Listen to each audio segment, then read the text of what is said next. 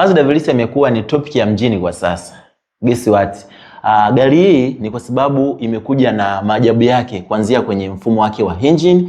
Kwanza inatumia mafuta kidogo. Mathalan kwa kilomita karibia 18 mpaka 19 na kuendelea unaweza kutumia lita 1 pekee. Lakini pia imekuja na premium system ya ndani kuanzia kwenye seat zinakuja na leather seat, lakini dashboard yake ni ya kisasa ukikompea na magari ya nyuma kama ST ambayo imetengenezwa mwaka 2003 kuja juu. Hii gari imetengenezwa kuanzia mwaka 2007 kuja juu mpaka 2010. Kwa hiyo inakupa premium technology ya ndani. Mifumo yake ya Android ni ya kisasa ukikompea na magari mengine ya madogo. Kwa hiyo gari imegeuka kuwa ni gari ambayo inapendwa na watu wengi ambao wana kipato cha chini na kipato cha kati. Lakini kitu cha ajabu kingine ilichokuja nacho, imekuja na bei ambayo ni ya kitonga sana.